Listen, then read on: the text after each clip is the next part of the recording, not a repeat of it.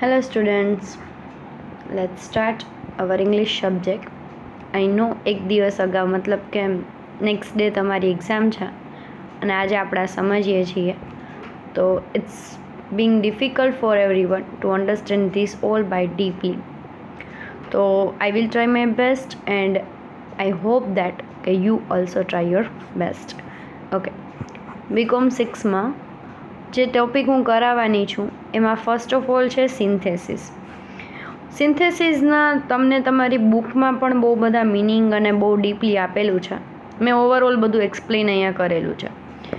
વાક્યને જોડવાની ક્રિયાને સિન્થેસિસ કહે છે. આ એક વાક્યમાં એનો પ્રોપરલી મિનિંગ આવી જાય છે કે વાક્યની જે જોડવાની ક્રિયા છે, મતલબ કે આપણે કોઈ કન્જક્શનથી જોડીએ છીએ તો કોઈ પણ રીતે આપણે વાક્યને જોડીએ છીએ તો that's called as a synthesis.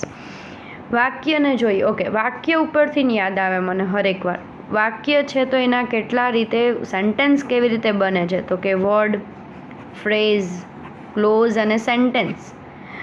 Vote is word? તો કે વર્ડ જ્યારે કોઈ પર્સન, તમે જો vocabulary day by day increase કરશો, there is not enough word to speak in English, that's why you are afraid to speak in English.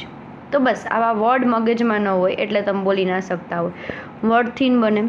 Phrase એટલે વાક્યના ટુકડાઓ. Close એટલે કે ખાલી કટકા બોલી દેવામાં આવે સેન્ટેન્સના, that's called as a clause. અને લાસ્ટમાં એક પ્રોપર મેન્યુફેક્ચર થયેલું હોય જેમાં સબ્જેક્ટ, વર્બ ને પ્રોપરલી ઓબ્જેક્ટ બધું પ્રોપરલી એક પૂર્ણ વિરામ લગીનનું વાક્ય બનાવવામાં આવે, that's called as a sentence. Okay, સિન્થેસિસમાં આપણે વાત કરીએ સિમ્પલ સેન્ટેન્સની. સિમ્પલ સેન્ટેન્સ એટલે શું? તો કે જેમાં સબ્જેક્ટ અને વર્બ એક જ હોય છે. અહીંયા એક એક્ઝામ્પલ લીધું છે જે ત્રણેયને તમારી બુકમાં સિમ્પલ સેન્ટેન્સ, સિમ્પલમાં કન્વર્ટ, સિન્થેસિસમાં કન્વર્ટ કરેલ છે, કમ્પાઉન્ડમાં અને કોમ્પ્લેક્સમાં. હી સોવ એન એક્સિડન્ટ, પછી કોમા હશે અથવા તો બીજું સેન્ટેન્સ છે હી વોઝ ડીપલી શોક્ડ, કે એની એક્સિડન્ટ જોયું અને એ ડીપલી શોક્ડ થઈ ગયું. તો પેલું સિમ્પલ સેન્ટેન્સ કર્યું છે એમાં છે seeing the accident he was deeply shocked, કે એક્સિડન્ટ જોઈને એ શું થઈ ગઈ? ડીપલી શોક્ડ થઈ ગઈ. હી શો ધ એક્સિડન્ટ, અને અહીંયા જો આવા અલગ અલગ વર્ડ લાગી શકે, and he was deeply shocked, કે એની એક્સિડન્ટ જોયું ને એ બહુ ડીપલી શોક્ડ થઈ ગયો. When he saw an accident he was deeply shocked. You can see this all, કે તમે બધું શું કરી શકો છો તો કે કોઈ પણ રીતે બે વાક્યને જોઈન કરવું એને કહેવામાં આવે છે synthesis. Okay, there are so many types of synthesis. તો first of all participle. He jumped up, he ran away. તો અહીંયા સિમ્પલ સેન્ટેન્સ દ્વારા કરેલું છે કે જમ્પિંગ અપ અને હી રેન અવે. નાઉન કે ફ્રેઝ દ્વારા ડુ રિમેમ્બર, કે અહીંયા તમને જે આ ટાઈપ્સ આપેલા છે પાર્ટિસિપલના, નાઉનના, નોર્મેટિવ, ઇન્ફિનિટિવ અને એડવર્બિયલ ફ્રેઝ, આ બધા તમારે મોસ્ટ ઇમ્પોર્ટન્ટ છે. બિકોઝ કોકવાર તમને સિન્થેસિસથી જોઈન બે સેન્ટેન્સીસ જોઈન કરવાનું કહેશે, આઈધર સેન્ટેન્સીસ આપેલા હશે અને લાસ્ટમાં તમારે એ ક્યુ ટાઈપનું સિન્થેસિસ છે એ તમારે ક્લેરિફાય કરવાનું હોય છે. આઈ નો કે તમારો એક્ઝામ ટાઈમ બહુ નજીક આવે છે તો યુ ઓલ્સો ટ્રાય કે તમે જે લાસ્ટમાં જે ગ્રીપ કરવાનું હોય છે એ ફટાફટ કરવાની ટ્રાય કરશો. તો બસ એના ઉપરથી જ હું જાઉં છું એટલે મેં એક એક્ઝામ્પલ જ લીધા છે, that's why you can easily learn it. Okay, તો અહીંયા પાર્ટિસિપલથી મેં જોઈન કરેલું છે કે હી જમ્પ્ડ અપ, હી રેન અવે. જમ્પિંગ અપ આવું સેન્ટેન્સ છે, હી જમ્પ્ડ અપ, હી રેન અવે. Jumping up, he ran away. He was tired of writing, he took rest. અહીંયા બે સેન્ટેન્સ છે, he was tired of writing, he took rest. તો અહીંયા એ જ છે tired of writing, comma he took rest. Noun અને phrase. This is my brother, his name is Vinod. તો જો પ્રોપરલી સિન્થેસિસથી જોઈન કરેલું છે કે this is my brother Vinod, કે નાઉન ફ્રેઝથી જોઈન કરેલું છે કે ડાયરેક્ટલી નેમ આવી જશે લાસ્ટમાં. Normative, absolute construction.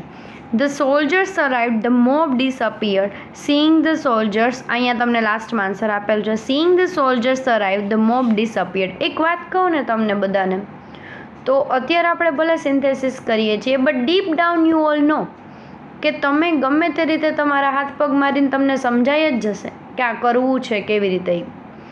મતલબ કે તમે સમજી જશો કે આમાં વચ્ચે શું આવે છે. બસ એ વચ્ચે સેન્ટેન્સ, જો તમને ઘણીવાર બે સેન્ટેન્સ તમને ઇનકેસ સિન્થેસિસના ચેપ્ટરમાં તમે રીડ કરશો ને તો એ બહુ બધા સિન્થેસિસ આપેલા છે. એ સિન્થેસિસને રીડ કરીને 2 થી 3 વાર વાંચજો. ખાલી બે સેન્ટેન્સને જોઈન કેમ કરવું બસ એ સમજી લ્યો. That's enough to you all. Synthesis join કરતાં આવડી જશે. સેકન્ડ થિંગ, આ બધું થોડુંક ગોખવું પડશે. બે વસ્તુ થાય લાસ્ટમાં, કાં યાદ બધું રહી જાય કાં ગોખાઈ જાય. તો આપણે બે કરવું પડશે લાસ્ટમાં. ઓલું યાદ રાખવાનું છે, આ ગોખવાનું છે. તો આ થોડુંક ગોખણપટ્ટી સાથે સાથે કરતા જાજો. નોર્મેટિવ એબ્સોલ્યુટ કન્સ્ટ્રક્શન, તો અહીંયા આપણે વાત કરતા the soldiers arrive the mob disappeared. Seeing the soldiers arrive the mob disappeared. તો આ ક્યું થયું? Normative absolute construction. Infinitive, I have some duties I must perform them. તો જો અહીંયા ઇન્ફિનિટિવ છે એટલે કેનેથી જોઈન કરેલું છે? ટુથી. તો ડુ રિમેમ્બર કે ઇન્ફિનિટિવ હશે એટલે લાસ્ટમાં ટુથી સેકન્ડ જે તે વર્બ હશે, જે તે કોઈ પણ રીતે વર્બને જોઈન કરવામાં આવશે. I have some duties to perform. Available phrase, ફ્રેઝને જોઈન કરવામાં આવે. ફ્રેઝ એટલે કે કટકાને જોઈન કરવામાં આવે. લાસ્ટમાં જે વર્ડ હોય જેના માટે સેકન્ડ ક્લોઝ લખાયેલું હોય એને જોઈન કરવામાં આવે છે. He loved his wife, his love was deep. એની વાઇફને લવ કરે છે અને એનો લવ છે એ બહુ ડીપ છે. તો એ બે એક જ થયું. હી લવડ હિઝ વાઇફ ડીપલી. તો અહીંયા જો ડાયરેક્ટલી શું કર્યું? ફ્રેઝને એડવર્બિયલ ફ્રેઝ એટલે કે આ શું થઈ ગયું? આપણે ફ્રેઝ થઈ ગયું અને એને આપણે ડાયરેક્ટલી આમાં જોઈન કરી લીધું. As you all know in this all, પાર્ટિસિપલને ડાયરેક્ટલી જોઈન કર્યું એટલે કે જમ્પિંગ અપ કરી નાખ્યું. બીજા બધી રીતે થઈ શકે. અહીંયા એક અલગ થશે, ટાયર્ડ કર્યું છે. નાઉન ફ્રેઝ એટલે કે ડાયરેક્ટ નેમને જોઈન કરવામાં આવે છે. That's called as a noun phrase. Normative absolute construction એટલે કે કન્સ્ટ્રક્શન મતલબ કે કંઈ પણ ક્રિયા થાય છે એને તમે ડાયરેક્ટલી જોઈન કરી દો છો. That's called as a normative absolute construction. ઇન્ફિનિટિવમાં તો મેં કીધું ટુ. એડવર્બિયલ ફ્રેઝ એટલે કે જેને તમે બે ક્રિયા છે, બે જે એક જ વ્યક્તિ કરનાર છે એને તમે ડાયરેક્ટલી જોઈન કરી દો છો. That's called as a adverbial phrase. Here your first synthesis is complete. બસ હજી તમારી બુકમાં તમને સો મેની સિન્થેસિસ બહુ બધા આપેલા છે. તો ડુ રિમેમ્બર. અને ફર્સ્ટ ઓફ ઓલ એક વસ્તુ તમને કરવાની એક ટ્રીક આપું છું સિન્થેસિસ કરવાની. First of all try to convert the question અથવા તો convert the sentence into the Gujarati. પહેલાં એવી ટ્રાય કરો કે તમે તમારા સેન્ટેન્સને ગુજરાતીમાં કન્વર્ટ કરી લ્યો. દેન આફ્ટર તમે વિચારો કે આની વચ્ચે શું આવે. બસ એ આપણું શું છે? સિન્થેસિસ. ને એમાં જે તમને લિસ્ટ આપેલું છે સિન્થેસિસનું તો એકવાર રીડ કરી લ્યો, કંઈ પણ પ્રોબ્લેમ થશે નહીં. ઓકે. સેકન્ડ, એડવર્બિયલ્સ એટલે શું? તો કે ક્રિયાપદના વિશેષણના અર્થમાં જે વધારો કરે છે એને કહેવામાં આવે છે એડવર્બિયલ્સ. આઈ ગ્રેટલી એડમાયર યોર કરેજ. જો તો અહીંયા ગ્રેટલી શું છે? તો કે એડમાયર કરે છે તમારા કરેજને. કરેજ એટલે શું? તો કે તમારી હિંમતને. હિંમત શું છે? તો કે વર્બ. તો કે ક્રિયાપદના વિશેષણના અર્થમાં વધારો કરે. એડમાયર કરવું એટલે વખાણ જ કરવાથી એને પણ વધારો કરે છે. તો એ વિશેષણને શું કહેવામાં આવે છે? એડવર્બિયલ્સ કહેવામાં આવે છે. ટાઈપ્સ ઓફ એડવર્બિયલ્સના અહીંયા આપણે 5 જ ટાઈપ છે. તો આ એટલો અઘરો ટોપિક ના કહેવાય. આઈ થિંક એડવર્બિયલ્સમાં મેનરમાં સ્લોલી, વિથ કેર અને વેલ છે. એડવર્બિયલ્સ ઓફ પ્લેસમાં here, there, up, in town જેવા સબ્જેક્ટ, જેવા નેમ તમને જ્યારે લાસ્ટમાં દેખાય તો યુ કેન શોર્ટલી અન્ડરસ્ટુડ કે ભાઈ તમે આ કયા વેમાં જાઓ છો, કયું એડવર્બિયલ્સ છે. એડવર્બિયલ્સ ઓફ ટાઈમ, તો you can easily find it out with this words too. Now, today, tomorrow, last night, yesterday, etc. which are described which words are described as the time. Okay. Adverbials of the time: largely, extremely, much more. You can take here much more, less, too much. There are so many words are explaining the time. I think there is no time. There is something mistake by me. Here the time, here something mistake. Adverbials of frequency: rarely, rarely, surely, hardly, often, sometimes, twice a daily. તો આ frequency બતાવે છે કે માણસ કઈ રીતે work કરે છે. તો there is a frequency in this word. તો આ બધા શું છે? એડવર્બિયલ્સ છે. તમારે ખાલી બહુ આમાં સિમ્પલ રીતે પૂછાય છે, ટાઈપ્સ ઓફ એડવર્બિયલ્સ પૂછાય છે. મતલબ કે તમને એક સેન્ટેન્સ આપેલું હશે અને કીધું હોય છે કે find out the types of adverbials. તો તમારે જે તે વર્ડની નીચે અંડરલાઇન હોય એમાંથી ગોતવાનું હોય સેન્ટેન્સમાં, લાસ્ટમાં હોય કે વર્ડ હોય તેમાં આ તે લખી નાખવાનું. નેક્સ્ટ છે noun clause. Okay, noun clause, but this is the different from the noun. Okay, what is noun? Who know about the noun? કોઈ આન્સર દેવાવાળું તમને અત્યારે છે નહીં, તો હું જ કહી દઉં છું.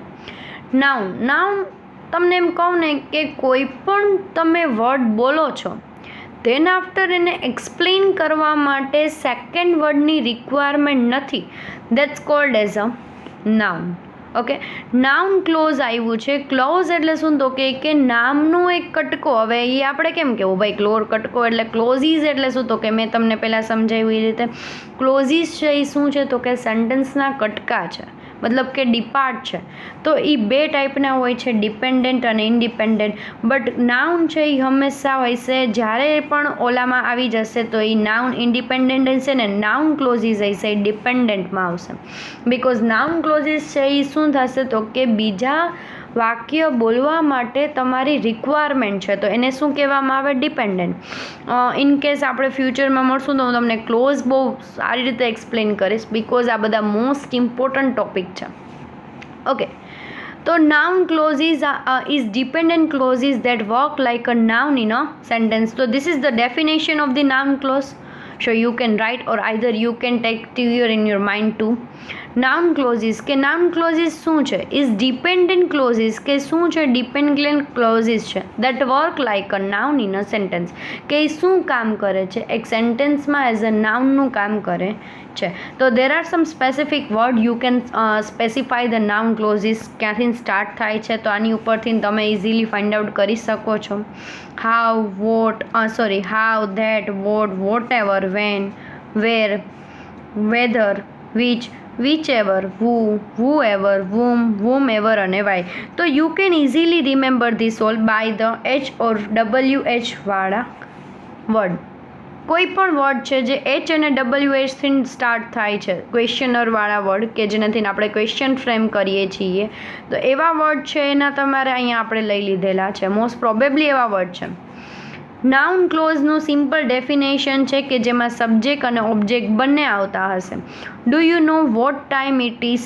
તો વોટ ટાઈમ ઇટ ઇઝ કે જ્યાં તમને નાઉનની જગ્યાએ, જો આમાં તમે નાઉનની જગ્યાએ જોવા જશો તો એ શું કરે છે? તો કે વોટ ટાઈમ ઇટ ઇઝ, શું ટાઈમ થયો છે? તો આ શું છે? નાઉન ક્લોઝ છે. Tom can understood what you say. તો આ વોટ ચાલુ થયું તો બસ નાઉન ક્લોઝ. બસ એક આ સમજી લ્યો ને સ્પેશિયલી આ ડેફિનેશન. ધેન આફ્ટર તમારે આ બે એક્ઝામ્પલ યાદ રાખવાના. પછી તમારે જે તે પૂછાય છે that's all about the types of noun clauses. તો સબ્જેક્ટ ઓફ અ સેન્ટેન્સ કે what she said made her friend cry. કે એનીએ જે કંઈ પણ કીધું એની ફ્રેન્ડને રડાવી હતી. જે કંઈ કીધું એટલે શું? કંઈક કીધું હશે તો એ આપણું શું છે? નાઉન. વોટ શી શેડ એને કંઈક કીધું હશે. કંઈક શું છે? તો કે ભાઈ કંઈક કેવું, એ કંઈક કેવું છે? ભાઈ એને કંઈક એવું હર્ટિંગ થિંગ કીધી હશે જેને લીધે એની ફ્રેન્ડ રેડી. તો આ શું થયું આપણું? જો સેન્ટેન્સમાં પ્રોપરલી નાઉન નથી, but what she said is the perform as a proper noun.